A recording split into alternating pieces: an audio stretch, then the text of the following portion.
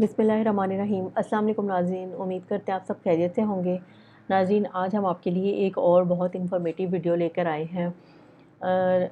जैसा कि आप स्क्रीन पे देख रहे हैं, हम आज डिस्कस करेंगे सूरह फलक को। ये बहुत दफ़ा और हर ज़ुबान पर ये सूरह नॉर्मली जारी होती है और हम लोग पढ़ते हैं। इसका तर्जुमा भी हम लोगों ने पढ़ा होगा बहुत दफ़ा, और जगह जगह जो है मुख्तलिफ़ तकालीफ़ को दूर करने के लिए भी इस सूरत को पढ़ने का बताया जाता है। मुख्तलिफ़ मसाइल को हल करने के लिए भी ये सूरत पढ़ने का बताया जाता है। कोई जादू या कोई इस तरह के जो अमाल होते हैं, जो लोगों के ऊपर इस तरह की कुछ असरात होते हैं, उनको दूर करने के लिए भी इस सूरत को पढ़ने का बताया जाता है। लेकिन आज हम आपको बताएंगे कि आखिर इस सूरत की बारीकी में कौन कौन सी ऐसी चीज़ें हैं जो कि बहुत ज़्यादा गहराई में जाकर हम इसका मुशाहदा करेंगे और बताएंगे कि कौन सी ऐसी चीज़ें जो नॉर्मली लोगों को पता नहीं है इस सूरत के हवाले से। तो हम आप तक जो है इसकी तफसीर आपको बताएंगे, लेकिन अपनी इस वीडियो को स्टार्ट करने से पहले हम आपको ये बताएंगे कि हम जो भी चीज़, जो डिस्कशन है, जो भी इंफॉर्मेशन है, सवाल हैं, जवाब हैं, हम आप तक लेकर आते हैं। हम खुद आपको कुछ भी नहीं बताते, हम हर चीज़ को आपके सामने रखते हैं कुरान और हदीस की रोशनी में। उलमा कराम की कुतब में जो अहादीस मरकूम हैं, उनके हवाला जात से आपके सामने लेकर आते हैं जवाबात को, इंफॉर्मेशन को, या कोई भी अपडेट्स हैं, कोई भी ऐसी डिस्कशन है जो हम लेकर आते हैं, वो हम मुकम्मल ऑथेंटिक सूरत में आपके सामने बताते हैं। आपको खुद उन चीज़ों को जो है, हम नहीं कोई भी ऐसी बात करते जिससे कोई मुतनाज़ा पहलू निकले उसका। तो आपसे यही हर बार हम कहते हैं और उम्मीद रखते हैं कि ये इन्फॉर्मेशन जो है आप ज़्यादा से ज़्यादा लोगों तक शेयर किया करें, क्योंकि बहुत सारी चीज़ें बहुत सारे लोगों को पता नहीं होती। तो हमारी कोशिश ये होती है कि हमारी वीडियोज़ के थ्रू ज़्यादा से ज़्यादा लोगों तक ये इन्फॉर्मेशन चली जाए। तो नाज़रीन, अब हम शुरू करते हैं अपनी वीडियो के इस टॉपिक को, जो कि है सूरह फलक की तफसीर।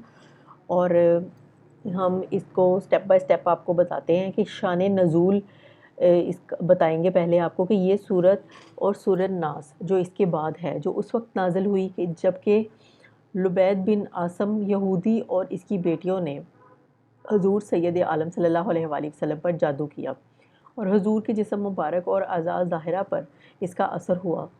कल्बो अकल और एतकाद पर कुछ असर न हुआ। चंद रोज़ के बाद जिब्राइल आए और उन्होंने अर्ज़ किया कि एक यहूदी ने आप पर जादू किया है, और जादू का जो कुछ सामान है वो फ़लाँ कुएँ में एक पत्थर के नीचे दबा हुआ है। हजूर सैयद आलम सल्लल्लाहु अलैहि वसल्लम ने अली मुर्तज़ा रज़ियल्लाहु अन्हु को भेजा। उन्होंने कुएं का पानी निकालने के बाद पत्थर उठाया और उसके नीचे से खजूर के घाबे की थैली बरामद हुई। इसमें हजूर सल्लल्लाहु अलैहि वसल्लम के मोए शरीफ जो कंघी से बरामद हुए थे, और हजूर सल्लल्लाहु अलैहि वसल्लम की कंघी के चंद दाने, और एक डोरा या कमान का चिल्ला जिसमें 11 गिरें लगी थीं, और एक मोम का पुतला जिसमें 11 सुइयां चुभी थीं। ये सब सामान पत्थर के नीचे से निकला और हजूर की खिदमत में हाजिर किया गया। अल्लाह ताला ने ये दोनों सूरतें नाज़िल फरमाईं। इन दोनों सूरतों में 11 आयतें हैं, 5 सूरह फलक में, और हर एक आयत के पढ़ने के साथ एक एक गिरा खुलती जाती थी, यहाँ तक कि सब गिरें खुल गईं और हजूर सल्लल्लाहु अलैहि वसल्लम बिल्कुल तंदुरुस्त हो गए। मसला अब इसका हम आपको बताते हैं कि तवीज़ और अमल जिसमें कोई कलमा कुफ़र या शिरक करना हो जायज़ है, ख़ासकर वो अमल जो आयात कुरानिया से किए जाएँ या अहादीस में वारिद हुए हों। हदीस शरीफ में है कि अस्मा बिनते उमैस ने अर्ज़ किया, या रसूलल्लाह सल्लल्लाहु अलैहि वसल्लम, जाफ़र के बच्चों को जल्द जल्द नज़र होती है, क्या मुझे इजाज़त है कि इनके लिए अमल करूँ? तो हजूर ने इजाज़त दे दी। और तऊज़ में अल्लाह ताला का उस वस्फ़ के साथ ज़िक्र इसलिए है कि अल्लाह ताला सुबह पैदा करके शब की तारीकी दूर फरमाता है, तो वो कादिर है कि पनाह चाहने वाले को जिन हालात से खौफ है इनको दूर फरमाए।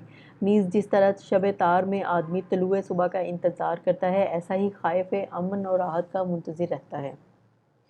अलावा बरें सुबह अहले इस्तरार व इस्तराब की दुआओं का और इनके कबूल होने का वक्त है। तो मुराद ये हुई कि जिस वक्त अरबाब कर्ब व गम को कशाइश दी जाती है और दुआएं कबूल की जाती हैं, मैं इस वक्त के पैदा करने वाले की पनाह चाहता हूँ। और एक कौल ये भी है कि फ़लक जहन्नुम में एक वादी है।